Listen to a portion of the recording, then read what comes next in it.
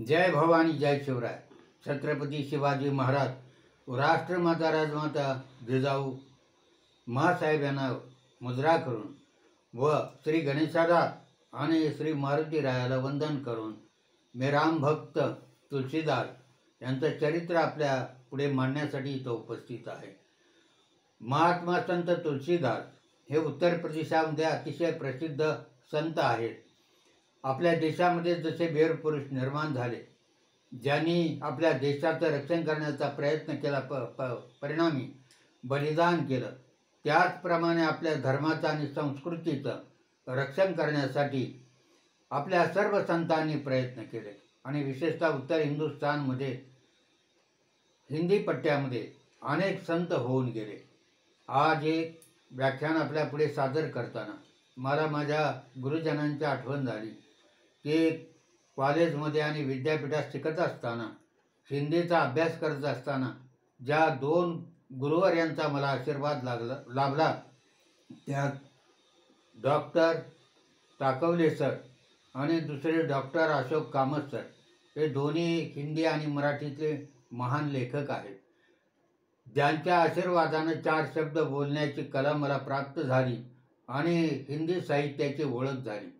तेव्हा कॉलेजमध्ये आणि विद्यापीठात शिकत असताना, हिंदी साहित्याचा अभ्यास करत असताना जे उत्तर हिंदुस्थानमधील संतांचा अभ्यास केला, त्यात एक महान संत ज्यांना तुलसीदास या नावाने ओळखलं जातं आणि त्यांना वाल्मिकीचा अवतारही समजतात.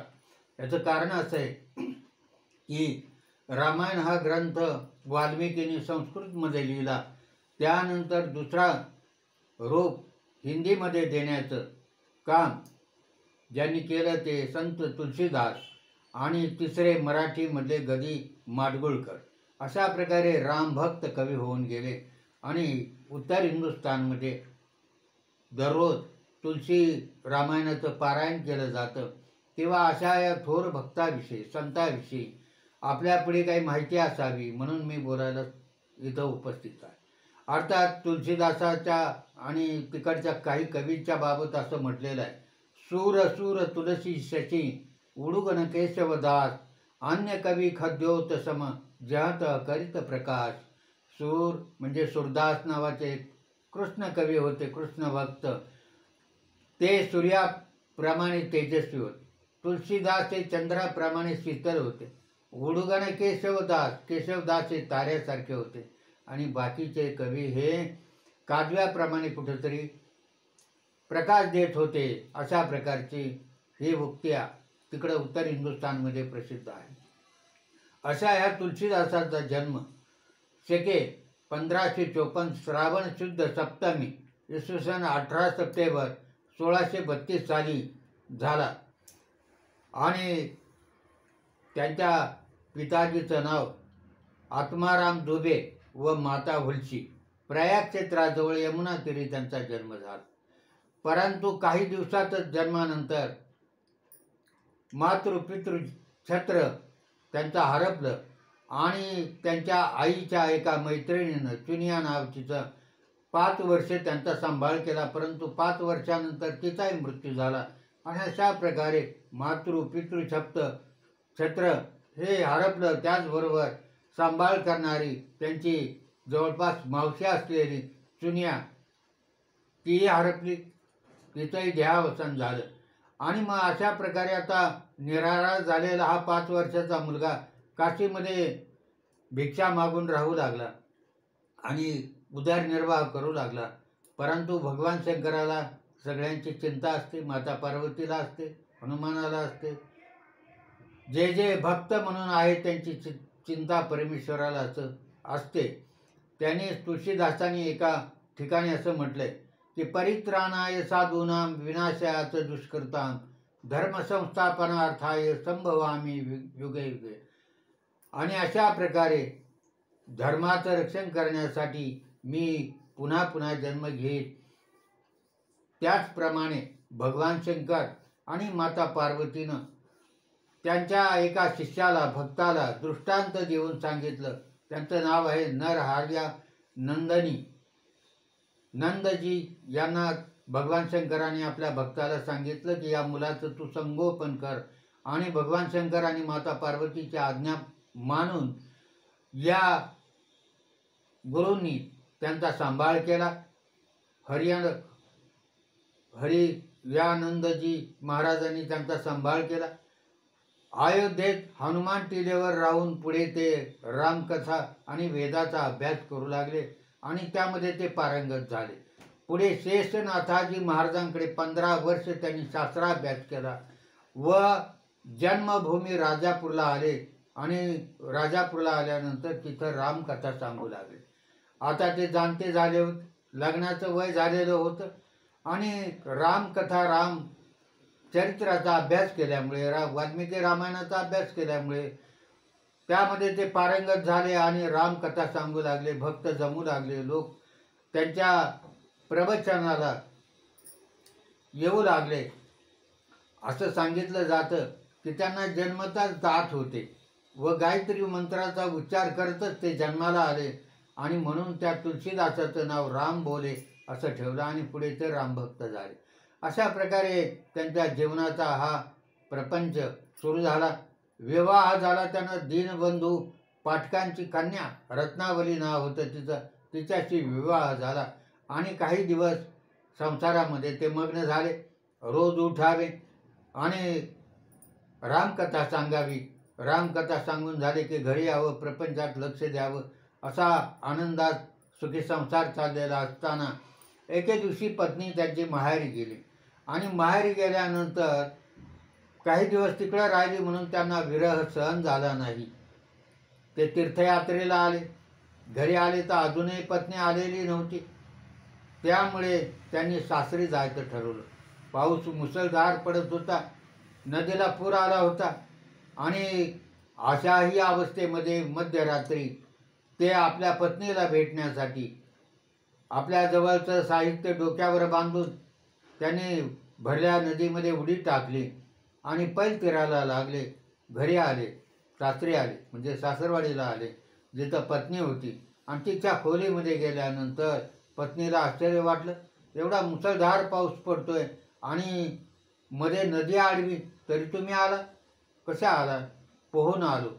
आणि एवढ्या संकटामध्ये उडी घेण्याचं काही कारण नव्हतं, परंतु त्यांना राहावलं नाही. तुला मी बरेच दिवस पाहिलं नाही म्हणून मला यावंसं वाटलं.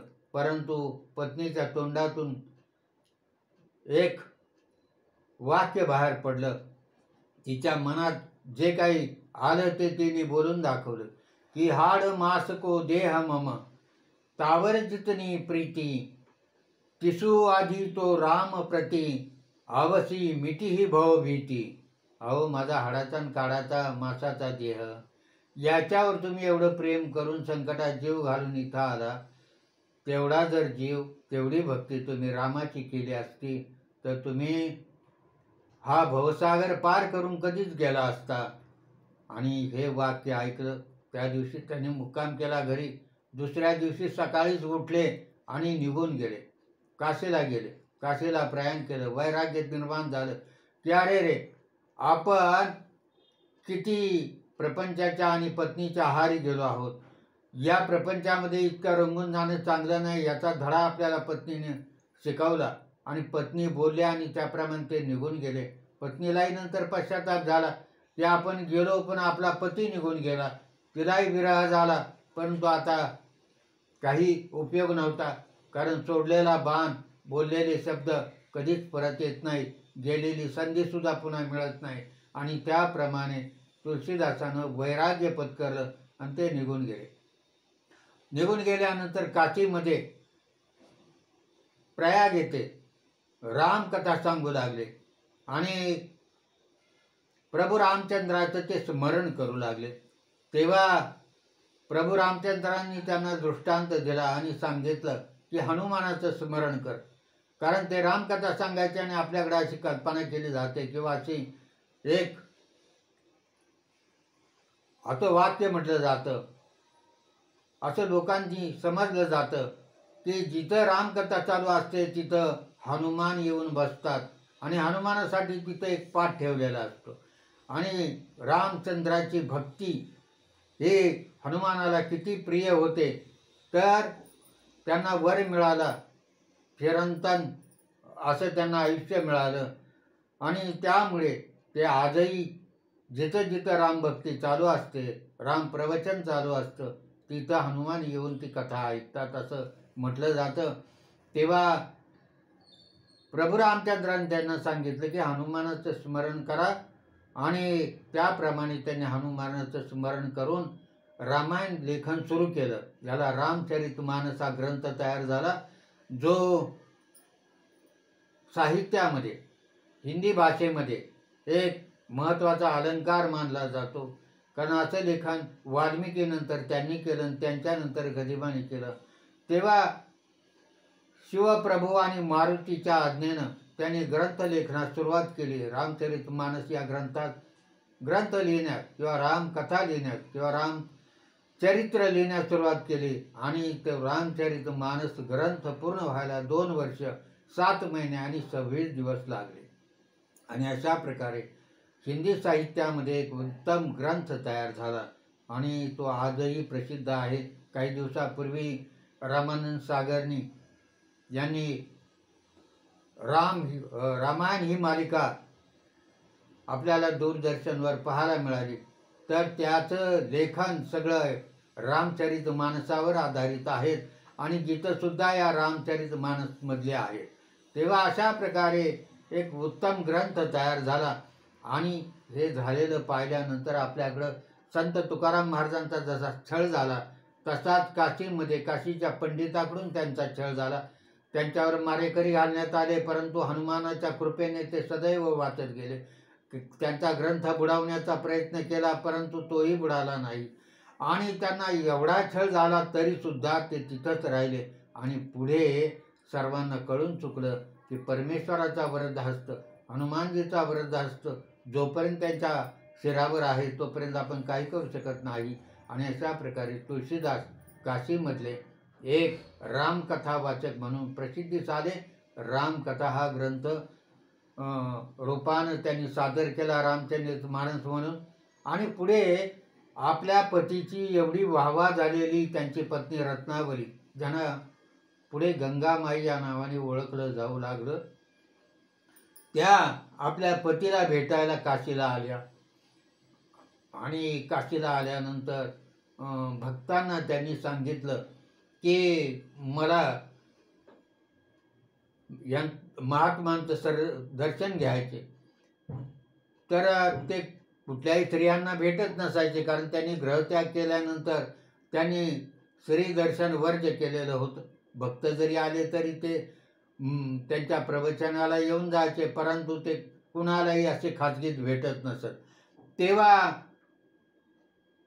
त्यांनी आपल्या भक्ताजवळ पत्नीला निरोप पाठवला की भेट तर होणार नाही, कारण आता मी वैराग्य पत्करलेला आहे, पुन्हा त्याच्यात बाधा येईल तुम्हाला पाहिल्यानंतर, तेव्हा मी भेटू शकत नाही. परत पत्नीने निरोप पाठवला की मला फक्त आपले शब्द ऐकायचे, जरी तुम्ही मला नाही पाहिलं आणि मी तुम्हाला नाही पाहिलं तरी चालेल, पण तुमचे 4 शब्द माझ्या कानावर पडावे अशी विनंती आहे.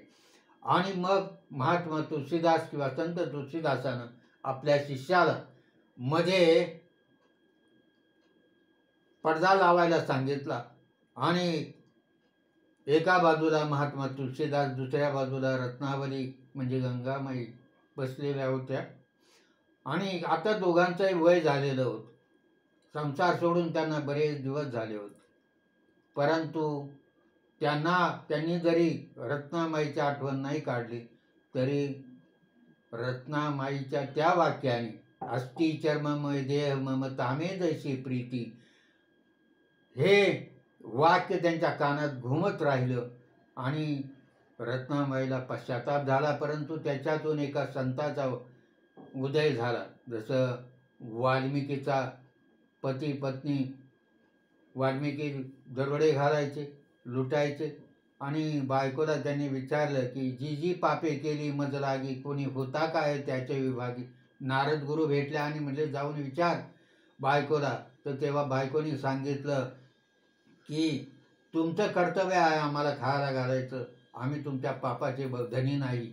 आणि मग त्यांना पश्चाताप होऊन ते राम भक्ती करू लागले, राम राम म्हणू लागले. त्याच्यातून राम वाल्मिकीचा जन्म झाला आणि वाल्याचा वाल्मिकी झाला. तसं संत तुलसीदास पत्नीच्या एका वाक्यानं विरागी झाले, बैरागी झाले, संत झाले आणि त्यांच्या हातून रामकथा लिहिण्याचं महान कार्य झालं. अशा प्रकारे त्यांचं जीवनकार्य आहे. त्यांनी खूप मोठं साहित्य निर्माण केलं. हिंदीमध्ये दोहावली, कवित्त रामायण, गीतावली, जानकी मंगल, बर्वे रामायण, विनय पत्रिका, रामाज्ञा, राम सत्सय, संकटमोचन, राम नाम मणिकोश मंजुषा, हनुमान चालीसा, हनुमान बाहुके आणि राम शलाका एवढे ग्रंथ लिहिले आणि हिंदी साहित्य त्यांनी समृद्ध केलं. आणि वयाच्या 126व्या वर्षी शके 1680 श्रावण शुद्ध शनिवार काशी येथे ते राममय झाले. अशा या थोर संताला, अशा या थोर राम भक्ताला मी वंदन करून थांबतो. जय हिंद, जय महाराष्ट्र.